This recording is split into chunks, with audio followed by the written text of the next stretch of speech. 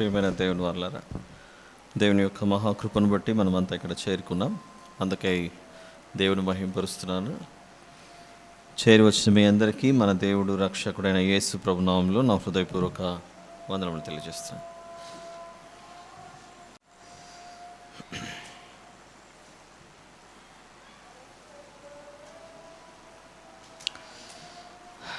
చిన్న ప్రార్థన చేసుకుందాం. ప్రార్థనతో ఏకీభవిస్తూ, ప్రేమగల తండ్రి, కృపగలిగిన మా దేవ, మహాపరిశుద్ధుడైన మా తండ్రి, మీకే స్తోత్రములు నాయన. 40 రోజుల ప్రయాణంలో మమ్మను ఇంతవరకు నడిపించారు. ఈరోజు మరొక అడుగు ముందుకు వేయుటకు మీ సహాయం చేత మేము ఇక్కడికి వచ్చి ఉండగా మాతో మాట్లాడమని,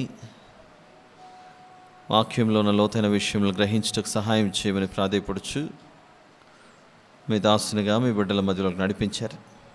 మీ చిత్తం ప్రకటించబడలాగా సహాయం చేయమని వేడుకొనొచ్చు. మా ప్రభువును ప్రియరక్షకుడైన యేసుక్రీస్తు ప్రభుల వారి పేరిట మీకే సమర్పించి ప్రార్థించి వేడుకొంచున్నాను తండ్రి, ఆమెన్.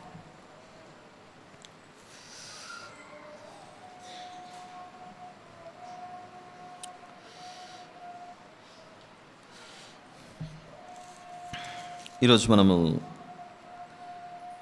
లేవియాకాండము 8వ అధ్యాయంలోనికి ప్రవేశించాలి.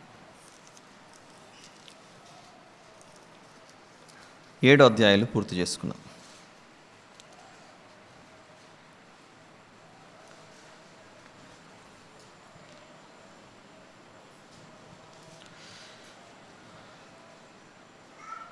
లేవియాకాండం 8 చదివేటప్పుడు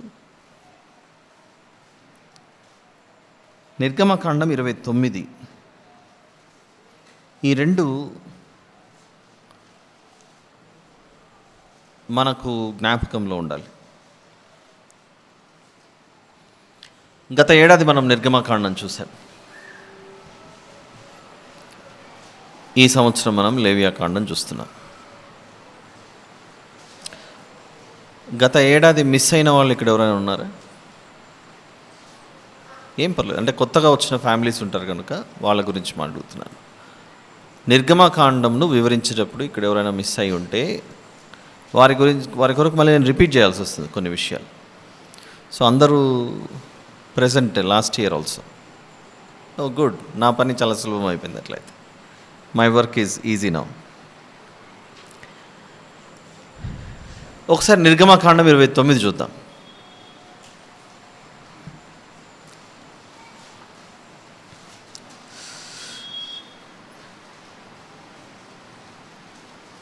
మొదటి వచనం నుండి కొన్ని విషయాలు. వారు నాకు యాజకులగునట్లు వారిని ప్రతిష్ఠించుటకు నీవు వారికి చేయవలసిన కార్యమేదనగా,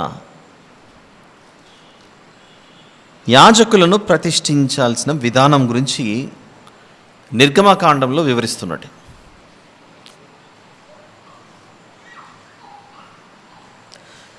ఒక కోడె దూడను, కలంకము లేని 2 పొట్టేళ్లను, పొంగని రొట్టెను, పొంగనివై నూనెతో కలిసిన భక్ష్యములను, పొంగనివై నూనె పూసిన పలచని అప్పడములను తీసుకును.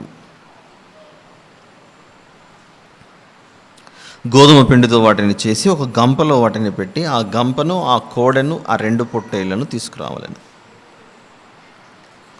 మరియు నీవు అహరోనును అతని కుమారులను, మనం ఏ అధ్యాయం చదువుతున్నాం? నిర్గమకాండం 29. మరియు నీవు అహరోనును అతని కుమారులను ప్రత్యక్షపు గుడారం యొక్క ద్వారము దగ్గరకు తీసుకుని వచ్చి నీళ్లతో వారికి స్నానము చేయించి ఆ వస్త్రములను తీసుకొని చొక్కాయిని, ఏఫోదు నిలువుటంగిని, ఏఫోదు పతకమును అహరోనుకు ధరింపజేసి ఏఫోదు విచిత్రమైన నడికట్టును అతనికి కట్టి అతని తల మీద పాగాను పెట్టి ఆ పాగా మీద పరిశుద్ధ కిరీటం ఉంచి అభిషేక తైలమును తీసుకుని అతని తల మీద పోసి అతనిని అభిషేకింపవలెను. మరియు నీవు అతని కుమారులను సమీపింపజేసి వారికి చొక్కాయిలను తొడిగింపవలెను. అహరోనుకును అతని కుమారులకును దట్టిని కట్టి వారికి కుళ్ళాయిలను వేయింపవలెను.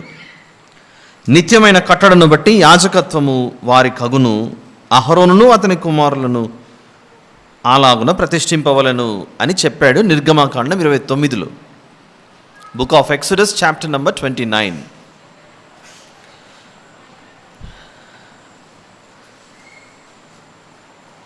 29వ అధ్యాయం సమయానికి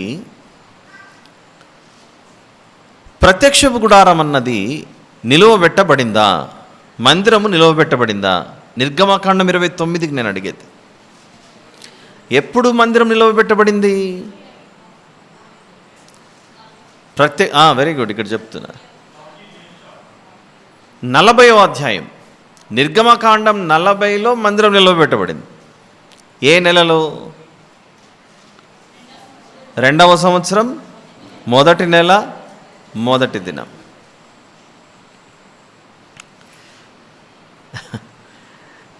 ఆన్సర్స్ అందరి దగ్గర నుంచి రావట్లేదు. మందిరం ఎప్పుడు నిలవబెట్టబడింది అంటే 40th చాప్టర్లో 40వ అధ్యాయంలో నిలవబెట్టబడింది. ఎన్నో సంవత్సరం, ఎన్నో నెల, ఎన్నో దినం? 2వ సంవత్సరం, మొదటి నెల, మొదటి దినం. కానీ మనం నిర్గమాకాండం 29 చదువుతున్నాం. 29లో మీరు గమనించండి, 4-5 వచనాలు చూద్దాం. నీవు అహరోనును అతని కుమారులను ప్రత్యక్షపు గుడారం యొక్క ద్వారము దగ్గరకు తీసుకుని వచ్చి నీళ్లతో వారికి స్నానం చేయించి ఆ వస్త్రములు తీసుకుని చొక్కాయిని, ఏఫోదు నిలువుటంగిని, ఏఫోదును పతకమును అహరోనుకు ధరింపజేసి ఏఫోదు విచిత్రమైన నడికట్టును అతనికి కట్టి, ఇంకా మందిరమే నిలువబెట్టబడలేదు. నిర్గమాకాండం 29వ అధ్యాయానికి మందిరము లేకుండా ఈ ప్రధాన యాజకుడు డ్రెస్ వేసుకొని ఏం చేస్తాడు? అది పాయింట్ అక్కడ. 29 నిర్గమాకాండంలో మందిరం పూర్తయిన తర్వాత, పూర్తవ్వడమే, ఇంకా ప్రతిష్ఠించడము అవన్నీ ఇంకా నేను ఆ సబ్జెక్ట్ దగ్గర రాలేదు. ఇంకా ఇప్పుడు ఇల్లు నిర్మాణం పూర్తయిందంటే అయ్యింది. అందులోకి ఎప్పుడు ప్రవేశిస్తాం? ప్రార్థన చేసిన తర్వాత, అంతే కదా. మందిరం కూడా అలా పూర్తయింది నిర్గమకాండం 40కి. ఆ తర్వాత మిగిలిన కార్యక్రమాలు పెండింగ్ ఉన్నాయి. ఇలా నిర్గమకాండం 29లో అహరోనును అతని కుమారులను మందిరం దగ్గర తీసుకొచ్చి ఇవన్నీ చేయమని చెప్పాడు. చెయ్యమని చెప్పింది నిర్గమకాండం, చేస్తున్నది లేవ్యాకాండం 8. అది డిఫరెన్స్. Easy, clear?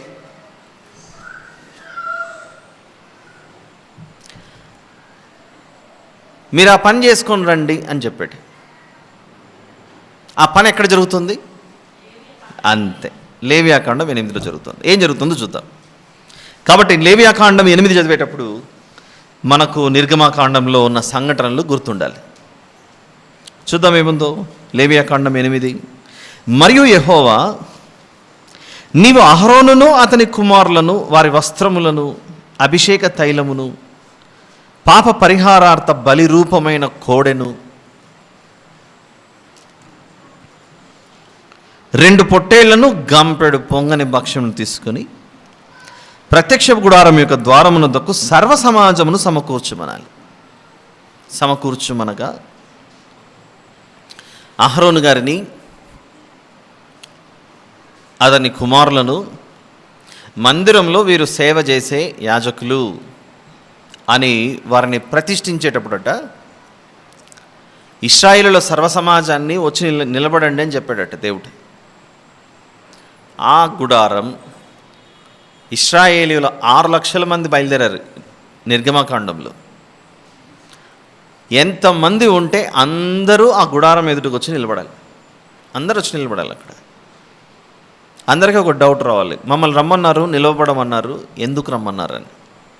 అప్పుడు ఒకరి నుంచి ఒకరికి మెసేజ్ వెళ్ళాలి, మందిర పని పూర్తయింది, లోపల యాజకులను ప్రతిష్ఠించడం జరుగుతుంది, దేవుని పని జరిపించుటకు లోపల వారికి అభిషేకం జరుగుతుంది. అంటే ప్రజలకు ఏం తెలియాలి ఇక మీదట? దేవుని గురించిన సేవ మీకు చేయటానికి వీరు నియమింపబడ్డారు అనేది పబ్లిక్ అనౌన్స్మెంట్ జరుగుతుంది. పబ్లిక్ అనౌన్స్మెంట్ చూడండి 3వ వచనంలో, ప్రత్యక్షపు గుడారం యొక్క ద్వారమునొద్దకు సర్వ సమాజమును సమకూర్చాలి. సర్వ సమాజం అంటే మొత్తం అందరు రావాలి. ఎక్కడ సరిపోతుందండి స్థలం? మొత్తం అందరు, స్త్రీ పురుషులు మొత్తం అందరు, ఎంతమంది సర్వ సమాజం రావాలి. 4వ వచనంలో, యెహోవా మోషేకు ఆజ్ఞాపించినట్లు అతడు చేశాను. మొత్తం అందరిని పిలిచాడు. ఈరోజు మందిరం దగ్గర ఒక కార్యక్రమం జరుగుతుంది, రండి. సమాజము ప్రత్యక్షపు గుడారం యొక్క ద్వారం వద్దకు కూడి రాగా మోషే సమాజముతో మాట్లాడడం ప్రారంభిస్తున్నాడు. ఓ సమాజమా, చేయవలెనని యెహోవా నాకు ఆజ్ఞాపించిన కార్యము ఇదే అనే పబ్లిక్ అనౌన్స్మెంట్ చేశాడు. అంతే కదా, మేమందరం ఇక్కడికి వచ్చాము, ఏంటి ఎందుకు పిలిచారు అన్నారనుకోండి సర్వ సమాజం. ఈరోజు మందిరం వద్ద ఈ కార్యక్రమం జరుగుతుంది, అందరు రండి, హాజరవ్వండి అని ఆహ్వానం అందుకున్న తర్వాత అందరు మందిరం దగ్గరికి వచ్చారు. అందరు వచ్చిన తర్వాత మోషే గారు అందరితో మాట్లాడుతున్నాడు, పబ్లిక్ అనౌన్స్మెంట్ ఇస్తున్నాడు. అందుకే అక్కడ డాష్ హైఫన్, తెలుగు బైబిల్లో చిన్న హైఫన్ ఉంది చూడండి 5వ వచనం దగ్గర. ఆ సర్వ సమాజంతో మోషే గారు ఈ రీతిగా, అప్పట్లో మైకులు లేవు కదా, మైకులు లేవు కనుక ఇక ఖచ్చితంగా చాలా గట్టిగా చెప్పాలి. ఎలా చెప్పాలి? సర్వ సమాజం రాగా, చేయవలెనని యెహోవా ఆజ్ఞాపించిన కార్యము ఇదే అనేను. ఏమిటి అని అందరు ఇలా చూస్తున్నారు, ఎదురు చూస్తున్నారు అందరూ. అలాగైతే ఏం చేస్తున్నాడు చూడండి అని చూపిస్తున్నాడు అక్కడ. అందరూ ప్రజలు చూస్తుండగా అప్పుడు మోషే అహరోనును అతని కుమారులను దగ్గరికి తీసుకొని వచ్చి నీళ్లతో వారికి స్నానం చేయించాను. సర్వ సమాజం చూస్తుండగా, సమాజం ఎదుట, అంటే ఆ డిగ్నిటీ డీసెన్సీ మెయింటైన్ చేసి ఉంటారులేండి, ఆ సమాజం అందరి ఎదుట మోషే గారు వీరిని శుభ్రపరుస్తున్నాడు. Are you all here? నాకు ఎందుకో డౌట్ వస్తుంది మీరు ఇక్కడ లేరని. కొందరు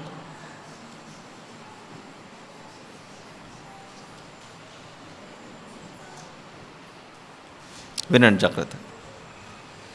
మీరు ఇమాజినేషన్స్లోకి వెళ్ళిపోయారని నాకు అర్థమైంది. అలా వెళ్ళడం కూడా మంచిదే. ఎలాంటి ఇమాజినేషన్స్లోకి వెళ్ళిపోయారు? ఓ అక్కడ ప్రత్యక్షపు గుడారం ఉంది, సర్వ సమాజము అందరిని పిలిచారు.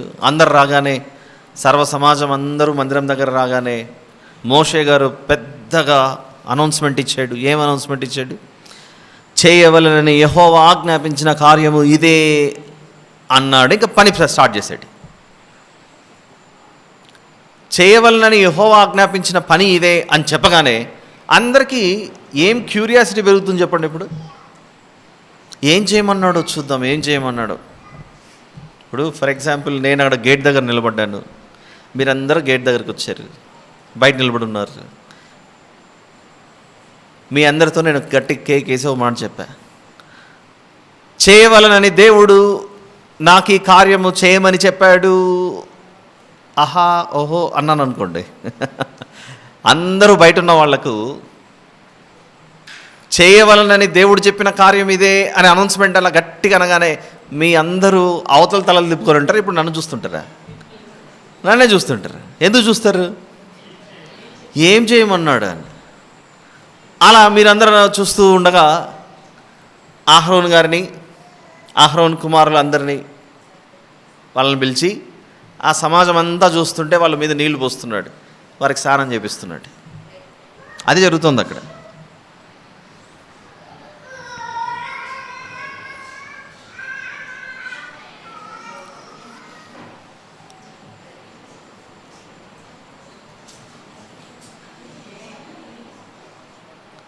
ఆల్రైట్.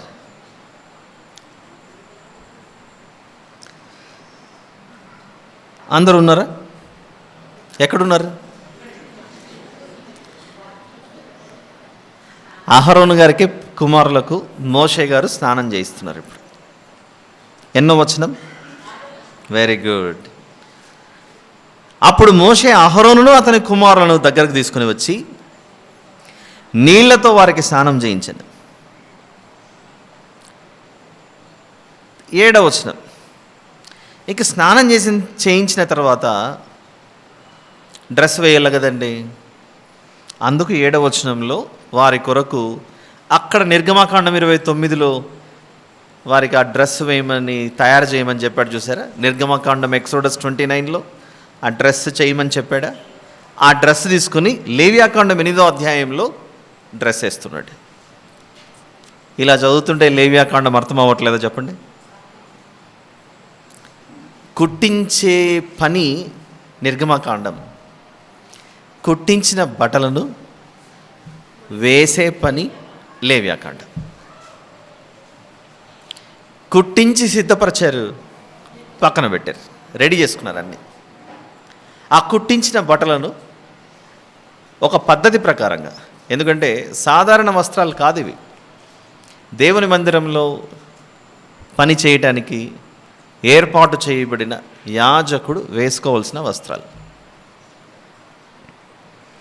7వ వచనంలో తర్వాత అతడు అతనికి చొక్కాయిని తొడిగి అతనికి దట్టిని కట్టి నిలువుటంగిని ఏఫోదును వేసి ఏఫోదు యొక్క విచిత్రమైన నడికట్టును అతనికి కట్టి దాని వలన అతనికి ఏఫోదును బిగించి అతనికి పతకము వేసి ఆ పతకంలో ఊరిము తుమ్మిమను వాటిని ఉంచి, ఇవన్నీ మనం నిర్గమాకాండంలో విన్నాం, చూసాం.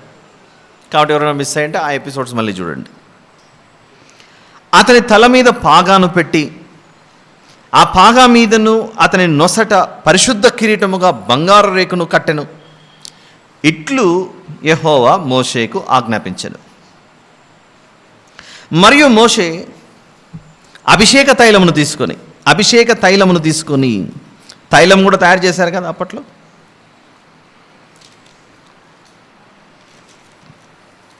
తైలం కూడా తయారు చేశారు, నిర్గమకాండంలో తయారు చేశారు.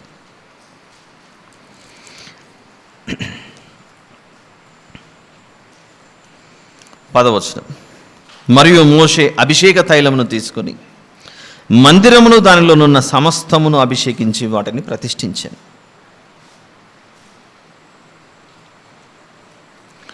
అతడు దానిలో కొంచెం 7 మార్లు బలిపీఠం మీద ప్రోక్షించి బలిపీఠమును దాని ఉపకరణములన్నిటినీ గంగాళమును దాని పీఠను ప్రతిష్ఠించుటకై వాటిని అభిషేకించాను. ఒక్కసారి మనము నిర్గమకాండంలోకి వెళ్ళేసి వెంటనే వద్దాం.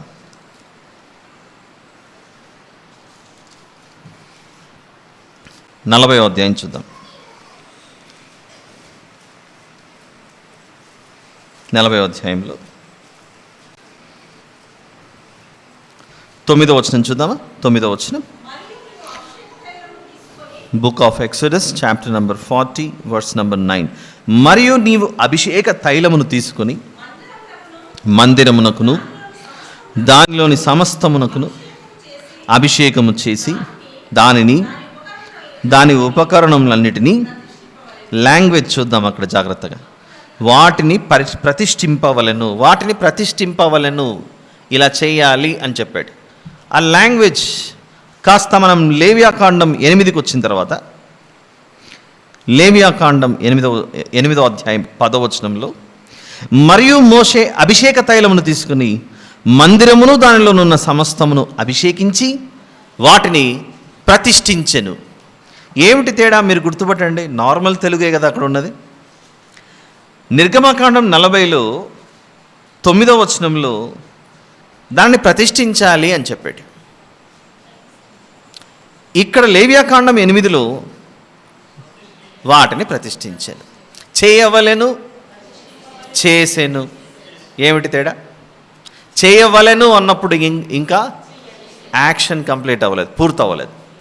చేసెను అంటే అర్థం ఏమిటి? చెయ్యండి అని చెప్పింది నిర్గమకాండం.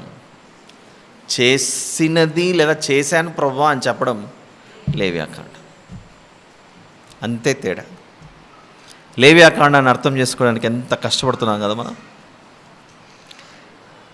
ఒకవేళ మనము నిర్గమకాండాన్ని గత ఏడాది చూడకుండా లేవ్యాకాండాన్ని ప్రారంభించుకొని ఉంటే పరిస్థితి ఏమైపోయేది? అంతా అయోమయం అయిపోయేది. దాని మీద మనం అవగాహన తెచ్చుకున్నాం కనుక ఇవి చదువుతుంటే అక్కడ చేయమన్నాడు, ఇక్కడ చేశాడు. చూద్దామా? అదొకసారి చూద్దామా స్క్రీన్ మీద. అడ్రస్ ఎలా ఉంటుంది ఏమిటి మరొకసారి జ్ఞాపకం చేసుకుందాం. ఈ లైట్స్ ఆఫ్ చేయగలరా? ఆర్ యు రెడీ బాకీ?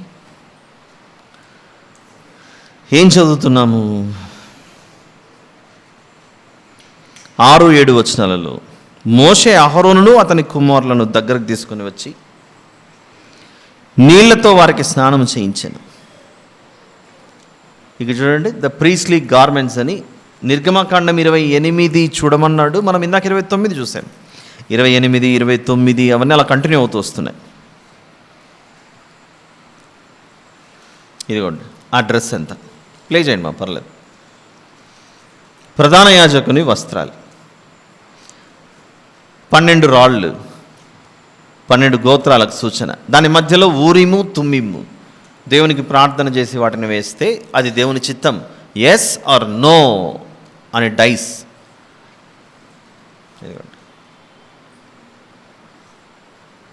ఓ ఇదంతా తయారు చేయి. కొంచెం ముందుకెళ్ళమా, ఫార్వర్డ్. అప్పట్లో ఈ మిషన్ ఎక్కడిది? అరణ్యంలో అని మాత్రం అనుకోకండి.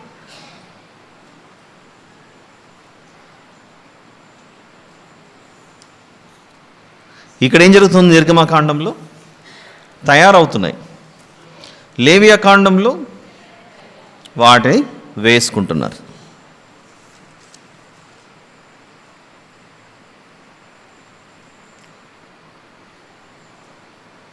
అదిగోండి యాజకుని వస్త్రాలు. ఇవన్నీ మనము లాస్ట్ ఇయర్ చూసాం. వారికి స్నానం చేయించి డ్రెస్ వేస్తున్నారా? డ్రెస్ వేసిన తర్వాత స్నానం చేయిస్తున్నారా? గుర్తుపెట్టుకోవాలి ఈ స్టెప్స్ అని, చాలా ఇంపార్టెంట్. అదిగోండి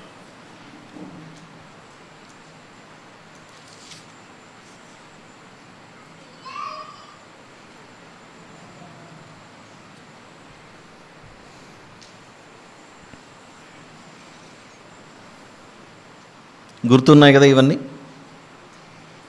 ఫార్వర్డ్ చేయమా లైట్గా, ఫార్వర్డ్ అవ్వట్లేదా? ఫార్వర్డ్. Alright fine. ఇక్కడికి చాలు. ఇప్పుడు లేవియాకాండం దగ్గరికి వద్దాం. ఎంత జాగ్రత్తగా చదివితే ఎంత బాగుంది చూడండి బైబిల్. లేవియాకాండం 8 6వ వచనం నుండి మరొకసారి చదువుతున్నాను. అప్పుడు మోషే అహరోనును అతని కుమారులను దగ్గరకు తీసుకొని వచ్చి నీళ్లతో వారికి స్నానం చేయించాను. తర్వాత అతడు అంటే ఎవరిక్కడ? మోషే గారు అతనికి చొక్కాయిని తొడిగి, ఈ అతనికి అన్న ఆ అతనికి ఎవరు? వెరీ గుడ్, ఆ క్లారిటీ కన్ఫ్యూజ్. అతడు అన్న చోటేమో మోషే గారు, అతనికి అన్న చోటేమో అహరోన్ గారు. అతనికి చొక్కాయిని తొడిగి అతనికి దట్టీని కట్టి నిలువు టంగిని ఏఫోదును వేసి ఏఫోదు యొక్క విచిత్రమైన నడికట్టును అతనికి కట్టి దాని వలన అతనికి ఏఫోదును బిగించి అతనికి పతకము వేసి ఆ పతకములో ఊరిము తుమ్మిమను వాటిని ఉంచి అతని తల మీద పాగాను పెట్టి ఆ పాగా మీదను అతని నొసట పరిశుద్ధ కిరీటముగా బంగారు రేకును కట్టెను. అవన్నీ చూసాం ఇందాక వీడియోలో. ఇట్లు యెహోవా మోషేకు ఆజ్ఞాపించాను. ఇప్పుడు 10వ వచనం. అదంతా అయిన తర్వాత మోషే గారు అభిషేక తైలమును తీసుకొని మందిరమును దానిలోనున్న సమస్తమును అభిషేకించి వాటిని ప్రతిష్ఠించాను. ఇప్పుడు అభిషేక తైలము అని ఉంది అక్కడ. ఇదేమన్నా కొబ్బరి నూనె, నువ్వుల నూనెనా, లేకపోతే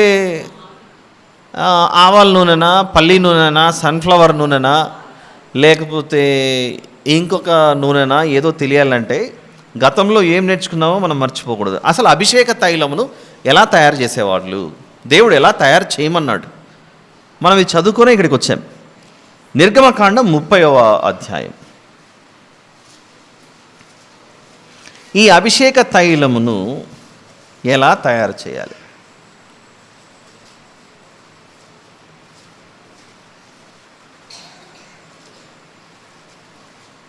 అందరూ తీసారా? Book of Exodus chapter number 30.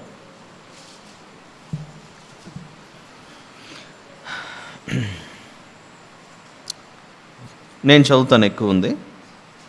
Book of Exodus chapter number 30 verse number 22, 22వ వచనం నుండి అభిషేక తైలమును ఎలా తయారు చేయాలో దేవుడు నేర్పించిన విధానం. ఎందుకంటే కొన్ని మందిరాలలో అభిషేకించడానికి కొబ్బరి నూనెలు, ఆమ్దాలు ఇలాంటివన్నీ తీసుకెళ్తుంటారు. ఈ అభిషేక తైలం చేయడానికి కూడా నేను చెప్పట్లేదు. పాత నిబంధనలో ఉన్నటువంటి పద్ధతి, దాని ఉద్దేశం, దాని వెనుకలు ఉన్నటువంటి ఆలోచన వేరు. ఏ రీతిగా అభిషేక తైలాన్ని తయారు చేశారో చూద్దాం. మరియు యెహోవా మోషేతో ఇట్లా, నీవు ముఖ్యమైన సుగంధ సంభారములలో పరిశుద్ధ స్థల సంబంధమైన తులము చొప్పున అచ్చమైన గోపరసము 500 తులములను, సుగంధము గల లవంగి పట్ట సగము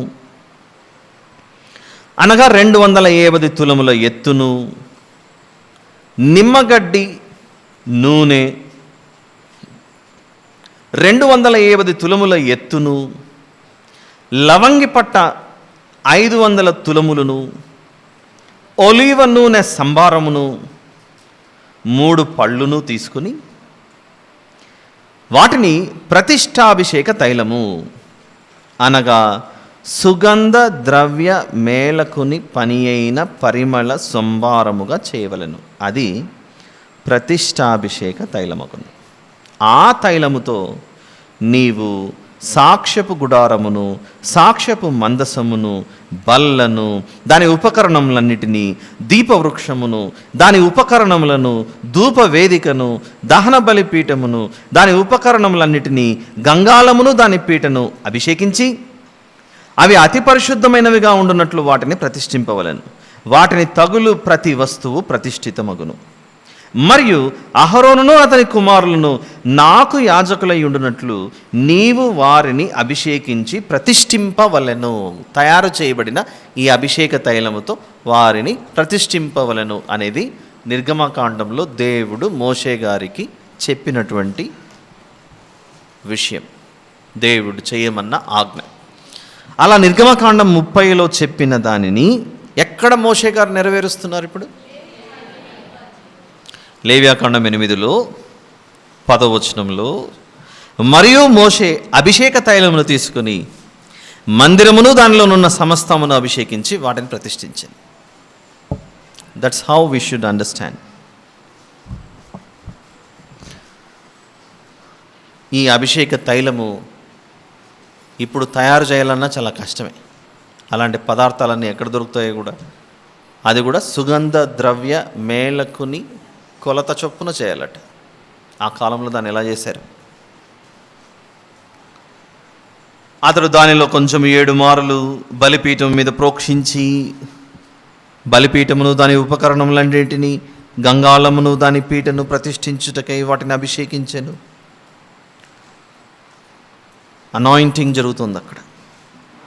from today these are the priests going to minister in the midst of God's congregation. దేవుని సమాజంలో వీరు మీకు పరిచర్య చేయుటకు నియమితులయ్యారు అనేది జరుగుతుంది పబ్లిక్లో. ఇది అనౌన్స్మెంట్. 13. అప్పుడు అతడు అహరోను గారిది అయిన తర్వాత ఇప్పుడు అహరోను గారి కుమారులను తీసుకొచ్చాడు. దగ్గరికి తీసుకుని వచ్చి వారికి చొక్కాయిలను తొడిగి, వారికి దట్టీలను కట్టి, వారికి కుళ్ళాయిలను పెట్టాను. ఇట్లు యెహోవా మోషేకు ఆజ్ఞాపించెను. అప్పుడు అతడు పాప పరిహారార్థ బలిగా ఒక కోడెను తీసుకుని వచ్చాను. అహరోనును అతని కుమారులను పాప పరిహారార్థ బలి రూపమైన కోడె తల మీద తమ చేతులుంచిరి. వీళ్ళు రెడీ చేసిన తర్వాత, ముందు ప్రజలకు మీరు పరిచర్య చేయాలంటే మీరు పాపాత్ములుగా ఉండకూడదు. మీ పాపమునకు మీరు పరిహారం పొందితే అప్పుడు ఇతరులకు పాపం చేయకండి అని చెప్పడానికి మీకు అవకాశం ఉంటుంది. మీరే మీ పాపమునకు పరిహారం నొందకుండా ఇతరులకు మీ పాపాలకు పరిహారం నొందండి అని ఎలా చెప్పగలరు? అందుకు సమాజాన్ని అంతటిని పిలిచి వారిని నీళ్లతో స్నానం చేయించి వారికి నూతన వస్త్రాలు వేసి అందరూ చూస్తుండగా పాప పరిహారార్థ బలి జరుగుతోంది. అక్కడ 15వ వచనం, 14 చాలా ఇంపార్టెంట్. అప్పుడు అతడు పాప పరిహారార్థ బలిగా ఒక కోడెను తీసుకుని వచ్చెను. అహరోనును అతని కుమారులను పాప పరిహారార్థ బలి రూపమైన కోడె తల మీద తమ చేతులుంచిరి. మేము కూడా పాపులమే అని ఒప్పుకుంటున్నారు. అక్కడ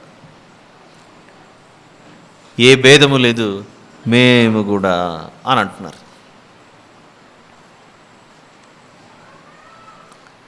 చాలామందికి ఒక సందేహం ఉంటుంది.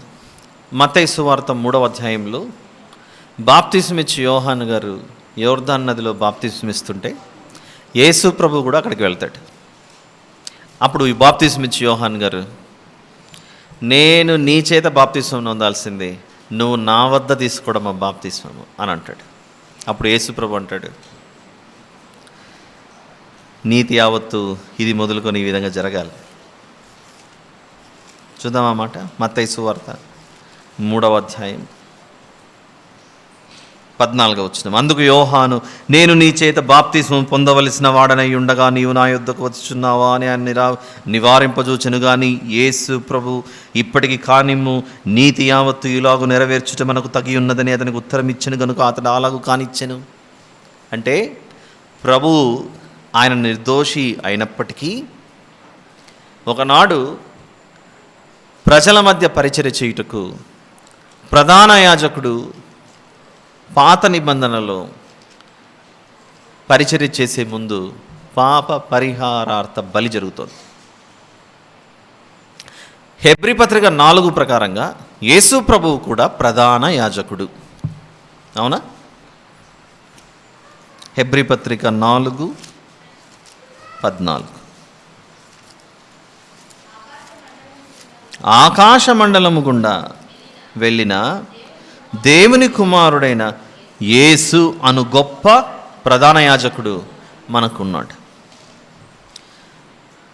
అహరోను గారికి పాప పరిహారం అవసరం కనుక యేసు ప్రభుకు కూడా అవసరమని నేను చెప్పట్లేదు. Do not misunderstand that. ధర్మశాస్త్రమును నెరవేర్చుటకే నేను వచ్చి తిని కానీ కొట్టివేయటకు రాలేదన్నాడు. అది నెరవేర్చబడాలంటే ఇవన్నీ జరగాలి. అవి జరుగుటకే అక్కడ బాప్తిస్మ ఇచ్చి యోహాను గారి చేత బాప్తిస్మం తీసుకోవాల్సిన పరిస్థితి ఏర్పడింది. అలా అర్థం చేసుకోవాలి దాన్ని. చూద్దామా? లేవియాకాండం 8 14వ వచనంలో, ఆ కోడె తల మీద అహరోను గారు అతని కుమారులు చేతులుంచారు. దాన్ని వధించిన తర్వాత మోషే దాని రక్తంను తీసి బలిపీఠ కొమ్ముల చుట్టూ వ్రేలితో దాన్ని చమిరి బలిపీఠం విషయమై పాప పరిహారము చేసి దాని నిమిత్తం ప్రాయశ్చిత్తము చేయుటకై బలిపీఠం అడుగున రక్తమును పోసి దాన్ని ప్రతిష్ఠించండి. ఇప్పుడు 16వ వచనం చాలా ముఖ్యం. మోషే ఆంత్రముల మీది క్రొవ్వంతటిని, కాలేజము మీది వపను, 2 మూత్ర గ్రంథులను, వాటి క్రొవ్వును తీసి బలిపీఠం మీద దహించాను. ఇందులో నేర్చుకోవాల్సిందేముంది అని మనకు అనిపించవచ్చు. కానీ అందులోనే ఉంది ఒక మనిషి దేవునిని ఎలా సమీపించాలి, దేవుని సన్నిధిలో ఎలా పరిచర్య చేయాలి అనే సందేశం అక్కడ దాచిపెట్టాడు. ఈ పాత నిబంధనను క్రొత్త నిబంధనలో ఉన్న విషయాలు వివరించచ్చు మనము ఆలోచిస్తూ వస్తుంటే పరలోక సంబంధమైన ఛాయా వస్తువుల రూపంలో వీరు పనిచేస్తూ వచ్చారు. ఈరోజు వాక్యదినం కూడా అదే చూసాంగా. హెబ్రీ పత్రిక 10వ అధ్యాయంలో ధర్మశాస్త్రము రాబోవు చున్న మేలుల ఛాయ గలదియే కానీ ఆ వస్తువుల నిజస్వరూపం గలది కాదు.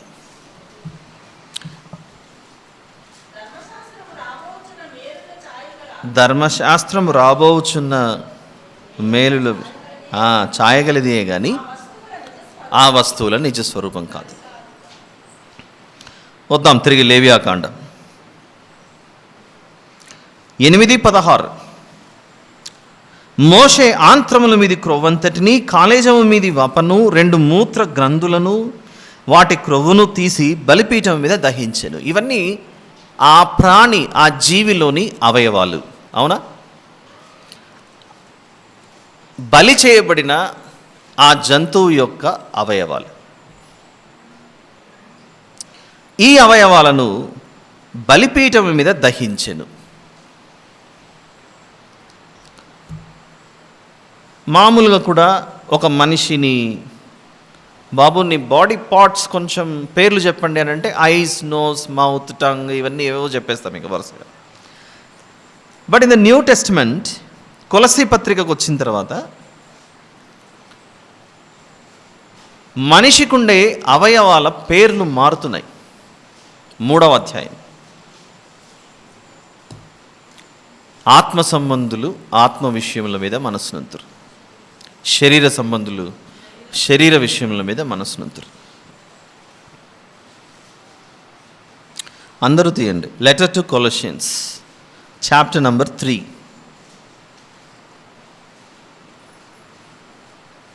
5వ వచనం చూద్దాం. 5th verse. కావున ఇంకా పేపర్ల సౌండ్ వస్తుంది, ఒక్క నిమిషం ఆగండి సిస్టర్, త్వరగా తీయండి. 183 పేజ్ నెంబర్.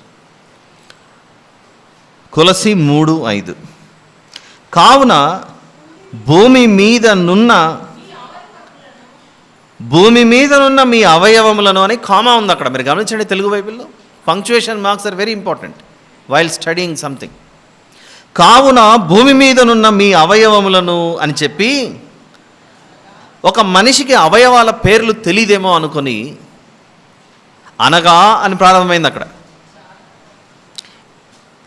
కావున భూమి మీదనున్న మీ అవయవములను అనగా జారత్వమును, అపవిత్రతను, కామాతురతను, దురాశను, విగ్రహారాధన అయిన ధనాపేక్షను చంపివేయుడి.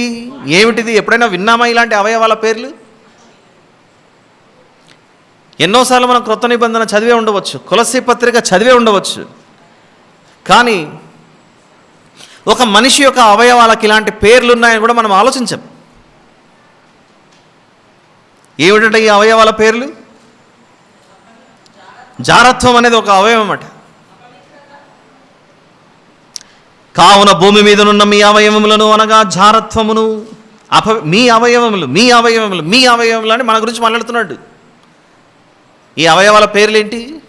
కిడ్నీలు, లంగ్స్, హార్ట్ కాదు. ఇది జారత్వం, అపవిత్రత, కామాతురత, దురాశ, ఇవన్నీ చంపివేసి బ్రతకండి దేవుని సన్నిధిలో.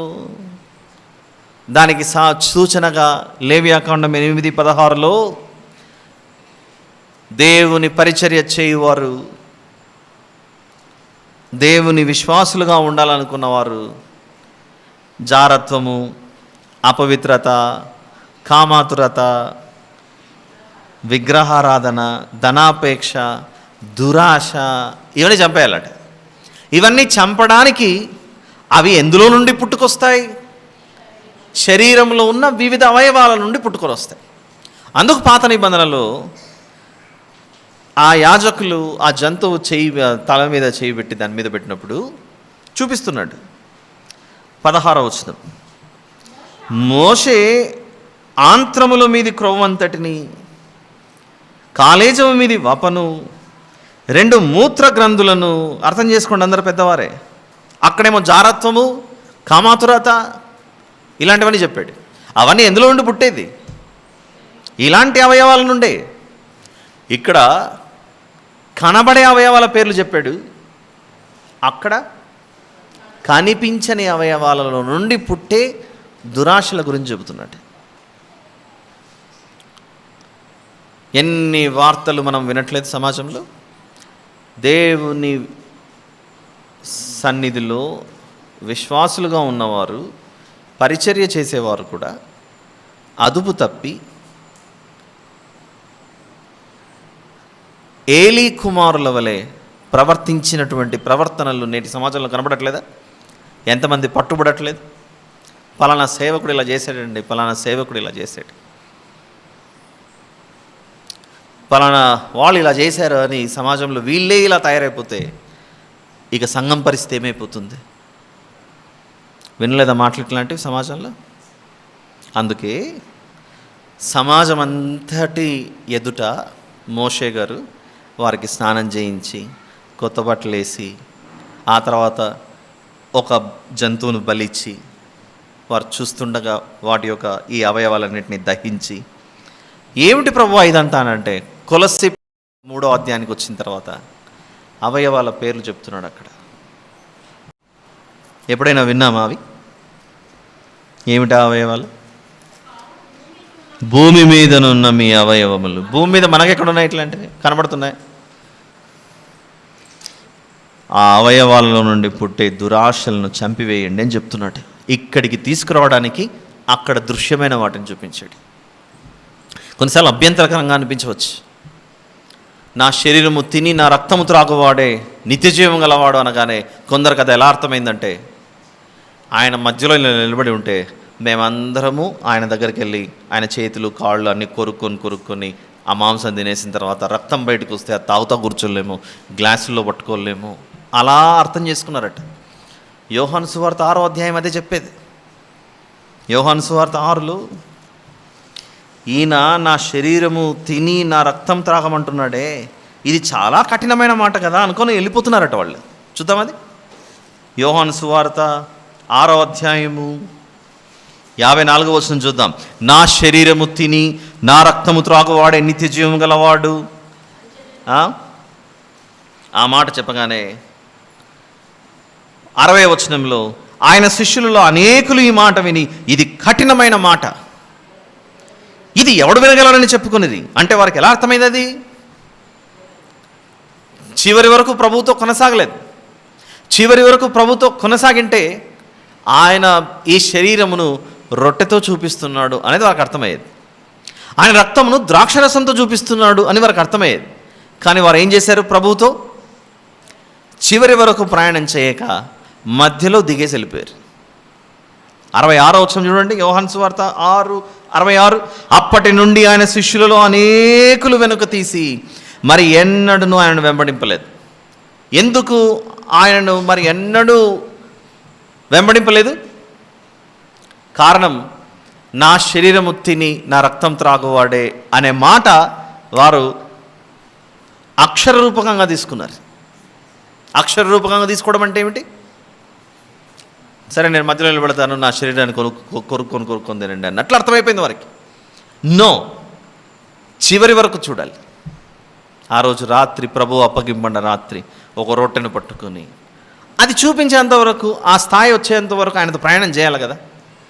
అలానే లేవియాకాండంలో కూడా మనం చదివే ఈ కనపడే ఆ జంతువు యొక్క రకరకాలైన అవయవాలు ఏమిటి ప్రభు అని అంటుంటే, మనమైతే పెట్టలేడు కదండి, మనల్ని చంపి దహన బలిపీఠం మీద మన అవయవాలు పెట్టలేరుగా. అందుకే కొలస్సీ పత్రికకు వచ్చిన తర్వాత అవయవాల యొక్క ఆత్మీయ భావం మారుతుంది, స్పిరిచువల్ మీనింగ్ మారుతుంది. చూద్దాం లేవియాకాండం 8. మరియు యెహోవా మోషేకు 17వ వచనం, యెహోవా మోషేకు ఆజ్ఞాపించినట్లు ఆ కోడెను, దాని చర్మమును, దాని మాంసమును, దాని పేడను పాలెమునకు అవతల, అసలు ఇలాంటి చెత్త అంతా ఉండకూడదు, ఊరు బయట పడే ఎలా అంటున్నాడు అక్కడ, అవన్నీ అగ్నిచేత కాల్చివేశాను. తర్వాత అతడు దహన బలిగా ఒక పొట్టేలును తీసుకొని వచ్చాను. ఫస్ట్ది అయిపోయింది, ఇప్పుడు రెండవది. అహరోనును అతని కుమారులను ఆ పొట్టేలు తల మీద తమ చేతులు ఉంచారు. అప్పుడు మోషే దానిని వధించి బలిపీఠము చుట్టూ దాని రక్తమును ప్రోక్షించెను. అతడు ఆ పొట్టేలు యొక్క అవయవములను విడదీసి దాని తలను అవయవం క్రొవ్వును దహించెను. అతడు దాని ఆంత్రములను కాళ్ళను నీళ్లతో కడిగి ఆ పొట్టేలంతయు బలిపీఠం మీద దహించెను. యెహోవా మోషే, ఒక మనిషిని పరిశుద్ధపరచాలంటే ఎన్ని చనిపోతున్నాయి చూడండి ఇక్కడ. వాటి వలన సాధ్యం కానిది యేసు ప్రభువులో సంపూర్తి చేయబడింది. గుడ్ ఫ్రైడే రోజు యేసు ప్రభు యొక్క శిలువ త్యాగం మనం జ్ఞాపకం చేసుకుంటాం. అప్పుడు పదే పదే గుర్తు రావాలి, ప్రభువా నీవు కోరుకున్న పరిశుద్ధ స్థితిలో మేము ఉండాలంటే ఇదిగో మా ప్రాణములు ఏనాడు అపరాధముల చేత నీవు అనుకున్నటువంటి స్థితిలో మేము ఉండక చచ్చిపోయాం. అయితే ఈ ప్రాణం బ్రతికిస్తోంది, మా తరపున బలై మేము బ్రతకడానికి కారణమైంది అన్న విషయం గుర్తు రావాలి. చూద్దాం 21వ వచనం. అతడు దాని ఆంత్రములను కాళ్లను నీళ్లతో కడిగి ఆ పొట్టేలంతయు బలిపీఠం మీద దహించింది. యెహోవా మోషేకు ఆజ్ఞాపించినట్లు అది ఇంపైన సువాసన గల దహన బలి ఆయను. ఏమిటి ఇంపైన సువాసన? పదే పదే అక్కడక్కడ మనకు బైబిల్లో కనబడుతూ వస్తుంది, పదే పదే వస్తుంది ఇంపైన సువాసన, ఇంపైన సువాసన. ఒకసారి చూద్దాం, మళ్ళీ కొలసీ పత్రిక 3 దగ్గరికి వెళ్దాం. కొలసీ పత్రిక 3కి వచ్చి సమీపించిన దేవునిని మనిషి ఎలా సమీపించాలి? ఇలాంటి గుణాలతో ఒక మనిషి దేవుని వద్దకు చేరుకోగలడా? ఆలోచించండి. కొలస్సీ 3వ అధ్యాయము 5వ వచనంలో, కావున భూమి మీదనున్న మీ అవయవములను అనగా జారత్వమును, అపవిత్రతను, కామాతురతను, దురాశను, విగ్రహారాధన అయిన ధనాపేక్షను చంపివేయుడి. ఇలాంటి గుణాలు కలిగి దేవుని వద్దకు చేరుకోగలమా? వ్యభిచారం చేత పట్టబడిన స్త్రీని ప్రభు వద్దకు తీసుకొచ్చినప్పుడు, అమ్మ ఇక పాపం చేయకు, ఇక దేవునితో నువ్వు కలిసి ఉండాలంటే వీటన్నిటిని విడిచిపెట్టు తల్లి అని చెప్తున్నాడు అక్కడ. అంటే ఏమిటి? దేవుని సమీపించాలంటే ఇలాంటి లక్షణాలను మనము దహించి వేస్తే అప్పుడు మన జీవితాలు దేవుని దృష్టిలో ఎలా ఉంటాయట? ఇంపైన సువాసనగా.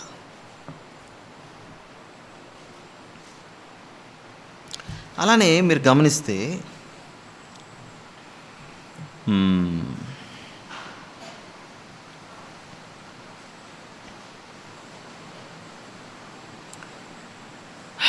8వ అధ్యాయం లేవియాకాండం 8:21 వచనం. అతడు దాని ఆంత్రములను కాళ్లను నీళ్లతో కడిగి, ఎలాగూ దహించి వేయబడుతుంది, అగ్నిలో కాల్చబడుతుంది. అగ్నిలో కాల్చబడేటప్పుడు మళ్ళీ కడిగి చేయడం ఏంటి? అట్లే పెట్టి కాల్చచ్చు కదా. ఆలోచించండి, ఒక జంతువుని బలి ఇచ్చారు, కాలుస్తున్నారు. కడిగితే ఏమిటి, కడగకపోతే ఏమిటి? కడిగి వేయటం అంటే కొరింథీ మొదటి పత్రిక 6వ అధ్యాయం. కొరింథీ మొదటి పత్రిక 6వ అధ్యాయం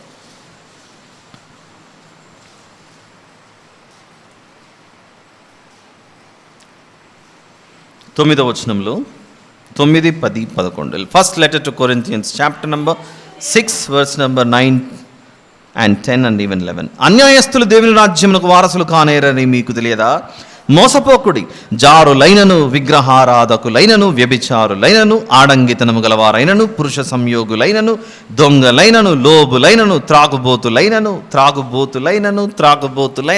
త్రాగితే అదంతా ఎక్కడికి పోయి కూర్చుంటుంది? కడుపులోనే. ఆంత్రములు, పేగులు. నేను త్రాగితే డైరెక్ట్ కాళ్ళల్లోకి పోతుంది, పాదాల్లోకి పోతుంది అని లేదు, అది ఆంత్రముల్లోకే పోతుంది. దూషకులైనను, దోచుకుని వారైనను దేవుని రాజ్యమునకు వారసులు కానేరరు. మీలో కొందరు అట్టివారై ఉంటుంది.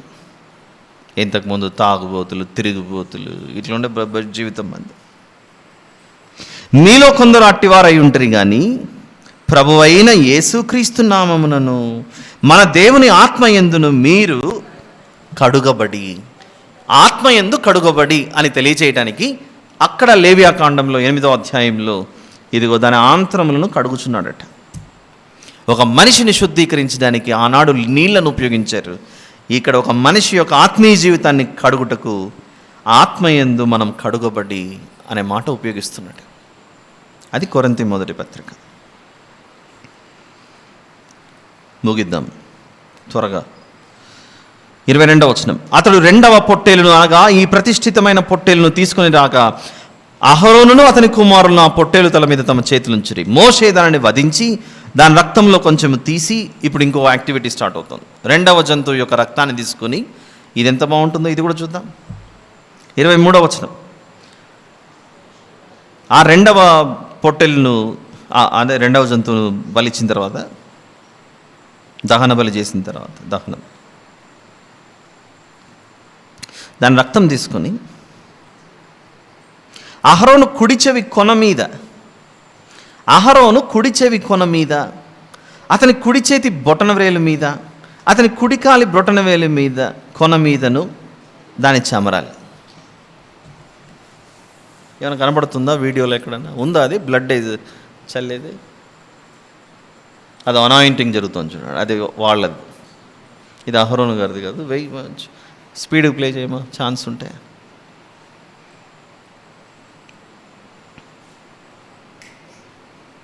ఇది కాదు, నో, నాట్ దిస్ వన్. అందరు చూస్తున్నారు ప్రజలు, చూడండి అక్కడ. ఇందాక బ్యాప్టిజం గురించి మాట్లాడుకున్నాం.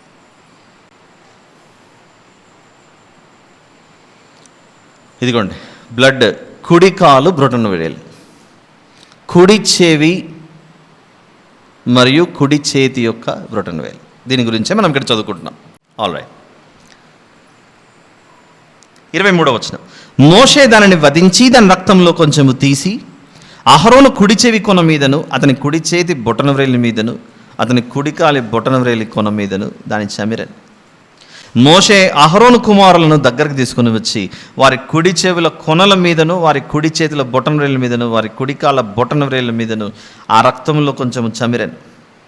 మరియు మోషే బలిపీఠము చుట్టూ దాని రక్తమును ప్రోక్షించాను. చెవులకున్న పని ఏంటి? వినాలి. వినుట వలన వీరు పరిచారకులు, యాజకులు ముందు ఎవరి మాట వినేది నేర్చుకోవాలి? దేవుని మాట వినడం నేర్చుకోవాలి. నీవు దేవుడు చెప్పినది విని విడిచిపెట్టువారుగా కాకుండా, రక్తము ప్రాణానికి సూచన. చూద్దాం లేవియాకాండం 17, 17th chapter 11th verse చూద్దాం. లేవియాకాండం 17, 11, 17th chapter 11th verse. రక్తము దేహమునకు ప్రాణము, రక్తము దేహమునకు ప్రాణం. లైఫ్ అంటున్నాడు. నీ చెవులకు లైఫ్ గివింగ్ స్క్రిప్చర్స్ అందాలి. జీవితాన్ని నిలబెట్టే ఆ సజీవమైనటువంటి వాక్యం నువ్వు వింటూ ఉండాలి. అది చెవికి సజీవంగా ఉండే వాక్యాన్ని వింటూ ఉండడానికి సూచన. తర్వాత చేతి, కుడి చెయ్యి యొక్క బొటన వేలుకు, దీనికి ఏమిటి అనంటే, ఇదిగో దేవుడు నీకు పరిచర్య చేయమని చెప్పాడు. చేతులకున్న పని ఏంటి? పని చేయాలి, వర్క్ చేయాలి. చేతులతోనే మనం పనులు చేసేది. ఇక కుడికాలు యొక్క బొటన వేలు, దాని ఉద్దేశం ఏమిటి అని ఆలోచిస్తే, నీ జీవిత కాలం అంతా పరిశుద్ధునిగానే నా సన్నిధిలో నువ్వు బ్రతకాలి. ప్రజల మధ్య కూడా నువ్వు పరిశుద్ధునిగానే ఉండాలి. నేను నీ హృదయమును అంతరంగంలో పరిశీలించినప్పుడు నీ నడవడిక మొత్తం నా దృష్టిలో పరిశుద్ధంగానే కనపడాలి. నీవు పరిశుద్ధమైన మాటలు నేను చెప్పినప్పుడు వినాలి, విధేయత చూపించాలి, ఇతరులకు చెప్పాలి. నీ చేతులు పరిశుద్ధంగా ఉండాలి, నీ నడవడిక పరిశుద్ధంగా ఉండాలి. అలా కుడి చెవి యొక్క దానికి, ఇంకా మొత్తం బాడీ అంతా పోయలేరు కదండి రక్తము, అందుకే చెవికి దానికి అట్లా పూసారు. అదేదో మొత్తం వేసిండొచ్చు కదా అని అనుకుంటే ఇంకా చాలా జంతువులు చనిపోవాలి అప్పటిక. ఆల్ రైట్, విందాం. 25. తర్వాత అతడు దాని క్రొవ్వును, క్రొవ్విన తోకను, ఆంతరముల మీద క్రొవ్వు అంతా అయిపోతుంది. 26. యెహోవా సన్నిధిని గంపెడు పులియని భక్ష్యముల నుండి పులియని ఒక పిండి వంటను, నూనె గలది పొడిచిన, ఇవన్నీ మనము చూసినప్పుడు ఇదిగో ఇవన్నీ ఛాయ మాత్రమే, నిజస్వరూపం ప్రభువులో ఉంది. 28. అప్పుడు మోషే వారి చేతుల మీద నుండి వాటిని తీసి బలిపీఠం మీదనున్న దహన బలి ద్రవ్యం మీద వాటిని దహించెను. అవి ఇంపైన సువాసన గల ప్రతిష్టార్పణలు. అది యెహోవాకు హోమం. పైన రొట్టెలు అవన్నీ చూపిస్తున్నాడు, భక్ష్యములు ఇలాంటివన్నీ. రొట్టె దేనికి సూచన? శరీరమునకు సూచన. వీరి శరీరం దేవుని సన్నిధిలో సజీవ యాగం అవ్వాలి. రోమాపత్రిక 12:1. రోమాపత్రిక 12:1. కాబట్టి సహోదరులారా, పరిశుద్ధమును దేవునికి అనుకూలమునైన సజీవ యాగముగా మీ శరీరములను ఆయనకు సమర్పించుకొనుడని దేవుని వాత్సల్యమును బట్టి మిమ్మల్ని బతిమాలుకొనుచున్నాను. ఇట్టి సేవ మీకు యుక్తమైనది. మీరు ఈ లోక మర్యాదను అనుసరింపక ఉత్తమమును అనుకూలమును సంపూర్ణమునై ఉన్న దేవుని చిత్తమేదో పరీక్షించి తెలుసుకున్నట్లు మీ మనస్సు మారి నూతన మగుట వలన రూపాంతరము పొందుడి. అలా దేవుడు లేవియాకాండంలో వీరి శరీరాలను తగలబెట్టలేము కదా, అందుకే శరీరానికి బదులుగా ఆ భక్ష్యాలు రొట్టెలు అవన్నీ పెట్టి కాల్చండి అంటున్నాడు. ఏది మేలు చెప్పండి ఇప్పుడు? అలా భక్ష్యాలు వీటిని పెట్టి కాల్చడం మేలా, మనల్నే మంట ఎక్కించడం మేలా చెప్పండి? మనకు ఆ రీతిగా చేయకుండా దేవుడు, ఇదిగో నువ్వు సజీవ యాగం అవ్వాలి, నీలో ఉన్న వీటిని చంపి చక్కగా పంచి నా అడుగు జాడల్లో నా కట్టడల్లో తిరుగు, అది చెప్తున్నది అక్కడ.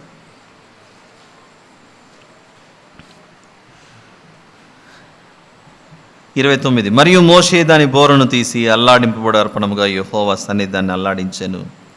ప్రతిష్టార్పణ రూపమైన పొట్టేలు అది మోషే వంతు, అట్లు యెహోవా మోషేకు ఆజ్ఞాపించెను. మరియు మోషే అభిషేక తైలములో కొంతయు బలిపీఠం మీద రక్తంలో కొంతయు తీసి అహరోను మీదను. అభిషేక తైలం ఎలా చేస్తారు అంటే ఇక్కడికి వెళ్ళి చూడాలి, మనము నిర్గమాకాండంలోకి వెళ్ళి చూడాలి, ఇంటికి వెళ్ళి రెఫర్ చేసుకోవచ్చు. ఎన్నో అధ్యాయం? 30వ అధ్యాయం 22 నుంచి 25 వరకు. 31వ వచనం లేదా 30 చదువుదాం. మోషే అభిషేక తైలములో కొంతయు బలిపీఠం మీద రక్తంలో కొంతయు తీసి అహరోను మీదను అతని వస్త్రముల మీదను అతని కుమారుల మీదను అతని కుమారుల వస్త్రముల మీదను దాన్ని ప్రోక్షించి అహరోను అతని వస్త్రములను అతని కుమారుల వస్త్రములను ప్రతిష్ఠించెను. Anointing is over. ఏంటి బ్రదర్? 29. అదేమిటంటే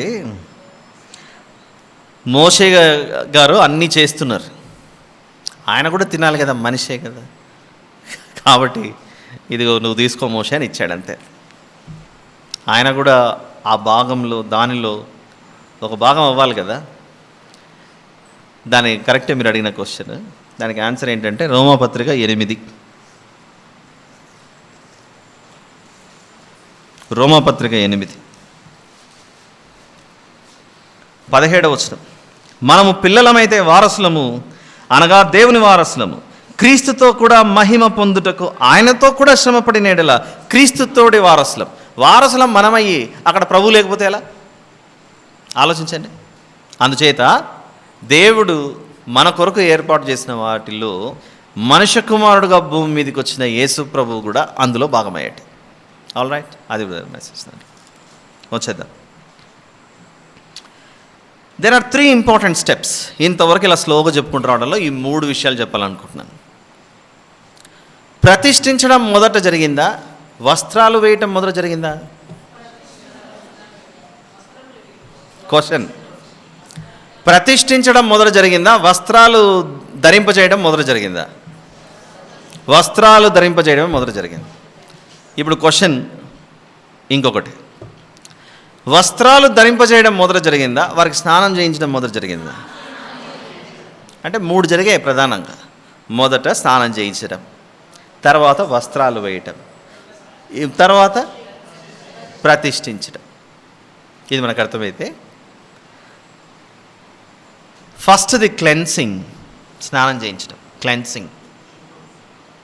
నెంబర్ 2 వస్త్రాలు ధరింపజేయడం, clothing, cleansing, clothing and consecration, ప్రతిష్ఠించడం.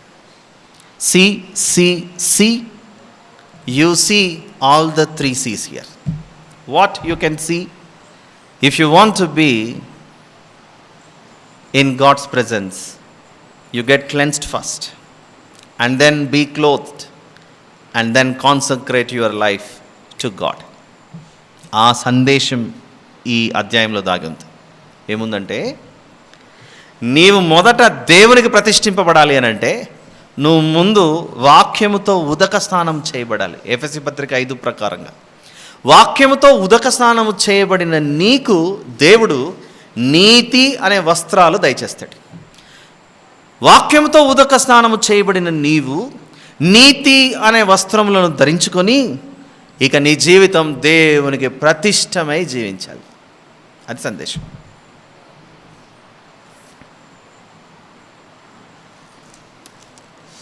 యెషయా గ్రంథంలో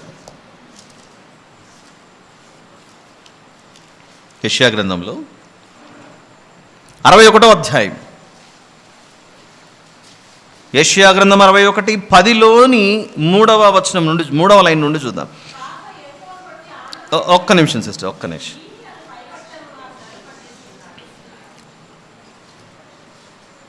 book of Isaiah chapter number 61, 10వ వచనంలోని 3వ భాగంలో, ఆయన రక్షణ వస్త్రములను నాకు ధరింపజేసి ఉన్నాడు, నీతి అను పై బట్టను నాకు ధరింపజేసి ఉన్నాడు. కాగా యెహోవాను బట్టి మహానందముతో నేను ఆనందించుచున్నాను, నా దేవుని బట్టి నా ఆత్మ ఉల్లసించుచున్నది.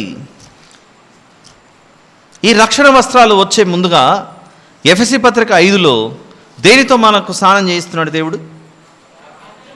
వాక్యముతో. ఎఫెసీ పత్రిక 5:27, వాక్యముతో ఉదక స్నానము చేత దానిని పవిత్రపరిచి పరిశుద్ధపరచుటకై దాని కొరకు తను తాను అప్పగించుకొనెను అని అక్కడ మోషే గారు నీళ్లతో స్నానం చేయిస్తే, ఇక్కడ యేసు ప్రభు శిలువ మీద మన కొరకు మరణించి తన వాక్యముతో ఉదక స్నానం చేయించి రక్షణ అనే వస్త్రాలను ఇచ్చి ఇక బ్రతకండి దేవునికి ప్రతిష్టగా మీరు అని అంటున్నాడు అక్కడ.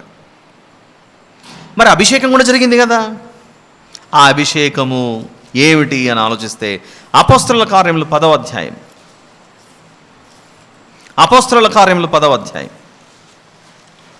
38వ వచనంలో 38, అదేదనగా దేవుడు నజరేయుడైన యేసును పరిశుద్ధాత్మతోను శక్తితోనూ అభిషేకించెను. పరిశుద్ధాత్మతో నింపబడిన వారు అభిషేకించబడినవారు. దేవుడు ఆయనకు తోడై ఉండెను. ప్రియులారా, ముగించుకుందాం. లేవియాకాండం 8. కాబట్టి ఈరోజు వెళ్ళే ముందు మనసులో ధ్యానించుతూ వెళ్ళాలి. దేవుడు నన్ను తన పనికి ప్రతిష్ఠించుకోవాలంటే మొదట నాకేం జరగాలి? పవిత్రమైన ఉదక స్నానం జరగాలి. స్నానం చేస్తే సరిపోదు. ఇదిగో ఆయన ఇచ్చిన రక్షణ మరియు నీతి వస్త్రాలు ధరించుకొని ఇతరులకు రక్షణ వస్త్రాలు ధరించుకోండి అని చెప్పాలి. అలా నేను దేవునికి ప్రతిష్ఠింపబడాలి. అలా జరుగుతున్నాయి 3. 1 క్లెన్సింగ్, 2 క్లోదింగ్, 3 కాన్సక్రేషన్, అనాయింటింగ్ జరుగుతుంది అక్కడ. 31, అప్పుడు మోషే అహరోనుతోనూ అతని కుమారులతోనూ ఇట్లనెను, ప్రత్యక్ష గుడారం యొక్క ద్వారమునొద్ద మాంసమును వండి అహరోను అతని కుమారులను తినవలెనని నేను ఆజ్ఞాపించినట్లు అక్కడనే దానిని ప్రతిష్ఠిత ద్రవ్యములు గల గంపలోని భక్ష్యములు తినవలెను. అక్కడ తినండి అని చెప్తున్నాడు. ఏమిటి? తినకపోతే మళ్ళీ వీళ్ళ ప్రాణాలు పోతాయి. ఎందుకంటే దేవుడు చెప్పినట్లు వీళ్ళు అక్కడ ఏర్పాటు చేసినవన్నీ అక్కడే పెట్టేసి వదిలేసి మా ఇంట్లో చాలా బాగున్నాయి వంటలు ఎక్కడికి వెళ్ళి తింటాం అనుకుంటే నో.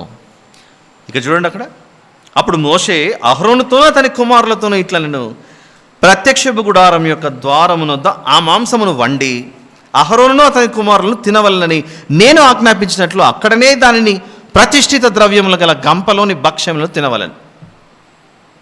తినండి అంటున్నాడు. మేము తినము అని మొండుకేసుకోకూడదు, తప్పది. ఒక విషయం చెప్తానండి, మనం ఆహారము ఒక పళ్ళెంలో పెట్టుకొని స్వీకరిస్తాం, భుజిస్తాం. ఆహారం పళ్ళెంలో ఉంటే మనం బలంగా ఉంటామా? ఆహారం మనం లోపలికి వెళ్తే బలంగా ఉంటామా? ఆహారమా చాలా బాగున్నావు నువ్వు, how are you, where are you all these days అనకూడదు. ఫుడ్ని చూసి దాన్ని మనం స్వీకరించాలి. అది బయట ఉంటే నువ్వు బలహీనుడివే. ఆహారము బయట ఉందనుకోండి, అసలే తినకుండా బయటే ఉందనుకోండి, శరీరం బలహీనపడుతుంది. అది సందేశం అక్కడ. అలానే యేసు ప్రభు తానే జీవాహారమై మనకిచ్చాడు. ఇది నా శరీరం తినండి అని ఇచ్చాడు. ఆహారము బయట ఉంటే నువ్వెలాగైతే బలహీనుడు అవుతావో, జీవాహారానికి సూచన అయిన ప్రభు యొక్క శరీరం నీలోనికి రాకపోతే నీవు కూడా బలహీనుడవైపోయి దేనికి పనికి రాకుండా పోతాం మనం. ఇక్కడ తినండి అని చెబుతున్న దేవుడు క్రొత్త నిబంధనకు వచ్చిన తర్వాత దీన్ని తినండి అని చెప్పాడు. తినకపోతే అప్పుడప్పుడు పిల్లలు మొండికేసుకొని తినకపోతే అమ్మేమో తినన్నా అంటుంటుంది. విసిగిపోయి డాడీ ఒక మాట అంటాడు, ఏయ్ అడిగిన చాలు పక్కన పడేసి అంటాడు. వాడికి కడుపు మాడితే వాడే వచ్చి తింటాడు అంటాడు. ఇది dad's way of dealing things. వాడికి ఆకలికి ఒక మధ్యాహ్నం వరకు ఎదురు చూశాడు, అమ్మ అడగట్లేదు, నాన్న అడగట్లేదు. ఇంక లాస్ట్కి ఏమవుతుంది?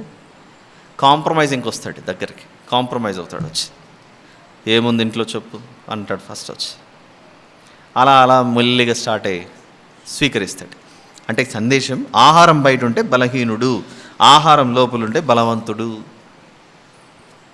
దేవుని యొక్క శరీరం మనకు జీవాహారంగా ఇవ్వబడుతుంటే ఎంతమంది ఇంకా నాకు వద్దని బయటనే పెట్టేస్తున్నారు. మీ ఆత్మీయ జీవితాలు రోజు రోజుకి బలహీనపడుతున్నాయి, అది మీరు గ్రహించలేకపోతున్నారు. 32 ఆ మాంసములోను భక్ష్యములోను మిగిలినది అగ్ని చేత కాల్చివేయవలను. మీ ప్రతిష్ఠ దినములు తీరు వరకు 7 దినములు ప్రత్యక్ష గుడారం యొక్క ద్వారం వద్ద నుండి బయలు వెళ్ళకూడదు. How many days? 7 days. మీకు ఇప్పుడు స్నానం చేయించి బట్టలు వేసి ఇవన్నీ చేశాను కదా, ఇదన్నీ వేసిన తర్వాత 7 days మీరు ఇక్కడే ఉండండి. ఇక్కడే ఉండి దేవుని మందిరాన్ని ఆయన చెప్పినట్లుగా మీరు ఇక్కడ మందిరంలో ఉండండి అని చెప్పాడు. ఆ 7 days అక్కడ టైం స్పెండ్ చేయాలి. అది చెప్తున్నాడు అక్కడ, 7 days ఉండండి అని. మీ నిమిత్తము ప్రాయశ్చిత్తము చేయుటకై, అంటే 7 రోజులు బయటికి పోకుండా అలానే ఉన్నారా అనేది కాదు నా ఉద్దేశం. వారి వ్యక్తిగత వాటి కొరకు ఖచ్చితంగా వెళ్ళాలి. మోషే మీ విషయంలో ఆ ప్రతిష్టను చేయుచుండును. 7 దినములు ఏం జరుగుతుందంటే 33 మీ ప్రతిష్ఠ దినములు తీరు వరకు 7 దినములు ప్రత్యక్ష గుడారం యొక్క ద్వారం వద్ద నుండి బయలు వెళ్ళకూడదు. 7 దినములు మోషే మీ విషయంలో ఆ ప్రతిష్టను చేయుచుండును. మందిరం నిలబెట్టబడింది, వీళ్ళు ఇప్పుడే సిద్ధమయ్యారు. 7 days వరకు మోషే చేస్తాడు. 7 days అయిపోయిన తర్వాత ఇంకా మీరు స్టార్ట్ చేయాలి పని అని చెప్తున్నాడు. అంటే ఎవరికి తప్పిస్తున్నాడు? మెల్లిగా మందిరం నిలవబెట్టబడిందండి, యాజకులు రావాలి. యాజకులు వచ్చేంత వరకు మోషే గారు ఈ పని చేయండి అని చెప్పాడు. ఎన్ని రోజులు? 7 రోజులు. 7 రోజుల తర్వాత వీళ్ళు ఏమవుతారు? They will be ready to perform the duties. 7 రోజుల తర్వాత వీళ్ళు రెడీ అయిపోతారు. ఇప్పుడు ఎవరు తప్పుకోవాలి? మోషే గారు తప్పుకుంటారే, మిగిలిన వీరి పని మొదలు పెట్టాలి. అలానే 7 దేనికి సూచన? సంపూర్ణానికి సూచన. యేసు ప్రభువు మొదట వచ్చి తన పనినంతటినీ సంపూర్తి చేసి ఆ బాధ్యతను మిగిలిన యాజకులకు అప్పచెప్పి వెళ్ళిపోయాడు. అది మనం అర్థం చేసుకోవాల్సిన విషయం. మీ నిమిత్తము ప్రాయశ్చిత్తము చేయుటకై అతడు నేడు చేసినట్లు చేయవలని యెహోవా ఆజ్ఞాపించెను. మీరు చావకుండానట్లు మీరు ప్రత్యక్ష గుడారం యొక్క ద్వారం వద్ద 7 దినముల వరకు రేయింబగళ్ళ నుండి యెహోవా విధించిన విధిని ఆచరింపవలను. నాకు అట్టి ఆజ్ఞ కలిగెను. యెహోవా మోషే ద్వారా ఆజ్ఞాపించినవన్నీ అహరోనును అతని కుమారులను చేసిరి. అలా 7 రోజులు ఉన్నారు అక్కడ. అలా థ్యాంక్ యూ వెరీ మచ్. మిగిలిన విషయాన్ని రేపు చూద్దాం. ప్రార్థన. ప్రేమగల తండ్రి, మీకే స్తోత్రం నాయన. నా ప్రభావం మీ బిడ్డలు చాలామంది మర్చిపోతున్నారని అనిపిస్తుంది. వీళ్ళు మర్చిపోకుండా గుర్తుపెట్టుకునేలాగా మీ వాక్యమును ధ్యానించచ్చు, తమ హృదయములలో మంచి నేలను పడినటువంటి విత్తనములుగా ఈ వాక్యమును కృప చూపమని మా దేవుడు నిజరక్షకుడైన యేసు ప్రభు నామములో అడిగి వేడుకొని సమర్పిస్తున్నాను తండ్రి. ఆమేన్.